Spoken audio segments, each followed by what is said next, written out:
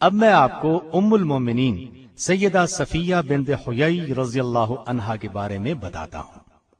آپ کی ماں کا نام برہ اور آپ کے باپ کا نام حیی بن اخطب تھا۔ یہ سیدنا موسیٰ علیہ السلام کے بھائی سیدنا ہارون علیہ السلام کی اولاد میں سے تھا اور بنو نذیر کا سردار تھا۔ آپ کا پہلا نکاح سلام بن مشکم یہودی سے ہوا۔ سلام نے انہیں طلاق دے دی۔ دوسرا نکاح کنانہ سے ہوا۔ خیبر کے مشہور قلعہ القموس کا سردار تھا۔ جنگ خیبر میں مسلمانوں کا یہودیوں سے بہت سخت مقابلہ ہوا۔ کنانہ اسی جنگ میں مارا گیا۔ سیدہ صفیہ کے باپ اور بھائی بھی اس جنگ میں مارے گئے۔ خود یہ گرفتار ہوئی۔ پہلے دونوں خامندوں سے ان کے ہاں کوئی اولاد نہیں تھی۔ مسلمانوں میں مال غنیمت تقسیم ہونے لگا تو صحابی رسول دہیہ کلبی نے عرض کیا، اے اللہ کے رسول صلی اللہ علیہ وسلم، مجھے خدمت کے لیے ایک لونڈی کی ضرورت ہے۔ تو آپ صلی اللہ علیہ وسلم نے فرمایا، ان قیدیوں میں سے خود ہی ایک لونڈی لے لے۔ تو انہوں نے صفیہ کو پسند کر لیا۔ رسول اللہ صلی اللہ علیہ وسلم نے اجازت دے دی۔ اتنے میں صحابہ رضی اللہ عنہم نے عرض کیا، اے اللہ کے رسول صلی اللہ علیہ وسلم، صفیہ حسب و نسب کے اعتبار سے اونچے خاندان سے تعلق رکھتی ہے، ان سے وہی سلوک کیا جائے جس کی یہ مستحق ہیں۔ دہیہ کلبی ان سے عام عورتوں جیسا برتاؤ کریں گے جو ان کے عزت و احترام کے خلاف ہے۔ ان کا باپ اور شوہر قوم کے سردار تھے، لہٰذا انہیں دہیہ کے سپرد نہ کیا جائے، بلکہ آپ صلی اللہ علیہ وسلم خود ہی اسے اپنی تحویل میں لے لیں۔ رسول اللہ صلی اللہ علیہ وسلم نے صحابہ کا یہ مشورہ قبول فرمایا۔ دہیہ کو صفیہ رضی اللہ عنہا کی بجائے ایک اور لونڈی دے دی اور آپ صلی اللہ علیہ وسلم نے صفیہ رضی اللہ عنہا کو آزاد کر کے اس سے نکاح کر لیا۔ یہ واقعہ 7 ہجری کا ہے۔ رسول اللہ صلی اللہ علیہ وسلم نے ان سے خیبر ہی میں نکاح کر لیا۔ خیبر سے چل کر آپ صلی اللہ علیہ وسلم صحابہ کے مقام پر اترے۔ وہاں پہنچ کر شب عروسی ادا فرمائی، یہیں ولیمہ کیا۔ ولیمہ اس طریقے سے ہوا کہ چمڑے کا دسترخوان بچھا دیا گیا اور سیدنا انس رضی اللہ عنہ سے فرمایا، جس کے پاس جو کچھ ہے وہ لے آئے۔ چنانچہ کوئی کھجور لایا، کوئی پنیر لایا اور کوئی ستو اور گھی لے آیا۔ جب یہ چیزیں دسترخوان پر جمع ہو گئیں تو سب نے مل کر کھا لیا۔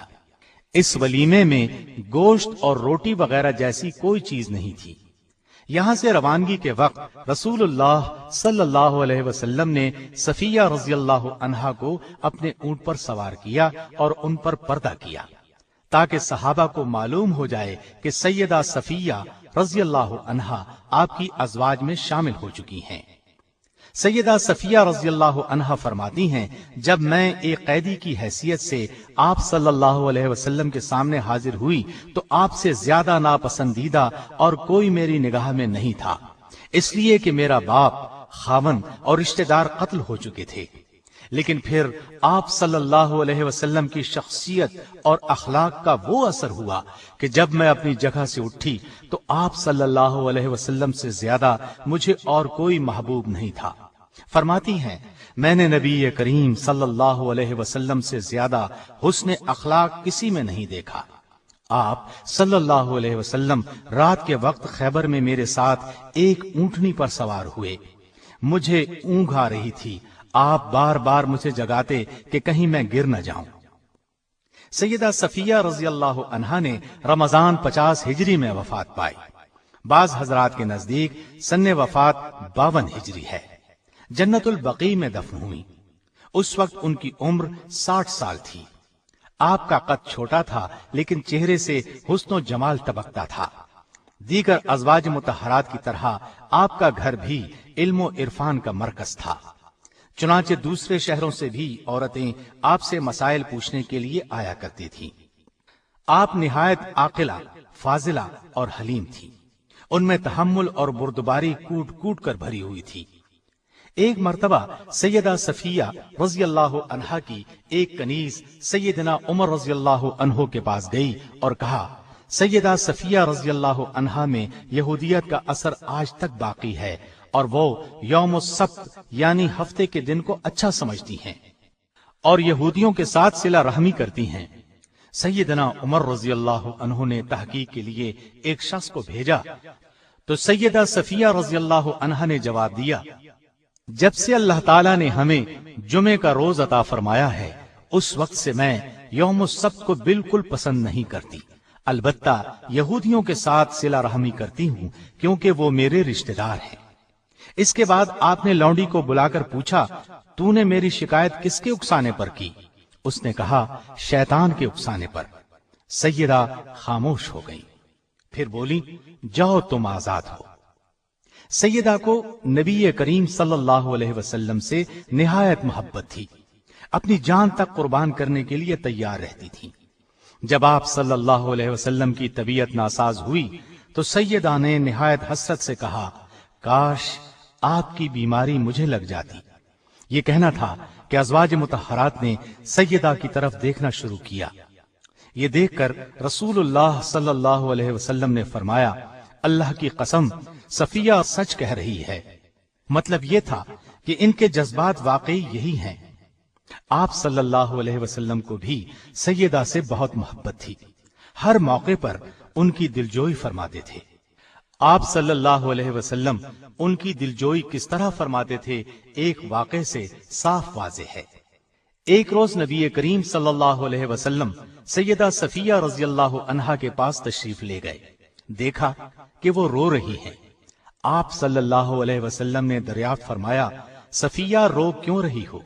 انہوں نے کہا، عائشہ اور حفصہ مجھے چھیڑتی ہیں، کہتی ہیں ہم رسول اللہ صلی اللہ علیہ وسلم کی نظر میں زیادہ مکرم اور محترم ہیں، ہم تمام ازواج مطہرات سے افضل ہیں کیونکہ ہم آپ صلی اللہ علیہ وسلم کی رشتہ دار بھی ہیں۔ یہ سن کر نبی کریم صلی اللہ علیہ وسلم نے ارشاد فرمایا، تم نے کیوں نہ کہہ دیا کہ تم مجھ سے کیسے بہتر ہو سکتی ہو؟ میرے باپ ہارون علیہ السلام ہیں اور موسیٰ علیہ السلام میرے چچا ہیں اور محمد صلی اللہ علیہ وسلم میرے شوہر ہیں۔ آپ صلی اللہ علیہ وسلم ان کی بہت عزت کرتے تھے۔ سن 35 ہجری میں فسادیوں نے سیدنا عثمان رضی اللہ عنہ کے گھر کو گھیر لیا۔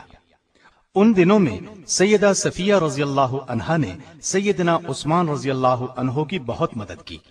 جب سیدنا عثمان رضی اللہ عنہ کے گھر میں ضرورت کی چیزیں بھی روک دی گئیں، حتیٰ کہ پانی تک اندر نہ جانے دیا گیا، تو سیدہ صفیہ رضی اللہ عنہا اپنے خچر پر سوار ہو کر ان کے مکان کی طرف چل دی۔ آپ کا غلام کنانہ بھی ساتھ تھا۔ مالک اشتر فسادیوں کا ایک سردار راستے میں موجود تھا، اس نے آپ کے خچر کے منہ پر مارنا شروع کیا۔ سیدہ رضی اللہ عنہا نے فرمایا، رک جاؤ، مجھے واپس جانے دو، خچر کو چھوڑ دو۔ پھر گھر واپس آئیں اور سیدنا حسن بن علی رضی اللہ عنہ کو اس خدمت کے لیے مامور کیا۔ وہ ان کے ہاتھ سے سیدنا عثمان رضی اللہ عنہ کے پاس کسی نہ کسی طرح کھانا اور پانی پہنچاتے تھے۔ آپ بہت سلیقہ شیار تھی، کھانا نہایت عمدہ پکاتی تھی، نبی اکرم صلی اللہ علیہ وسلم کی خدمت میں بھیجا کرتی۔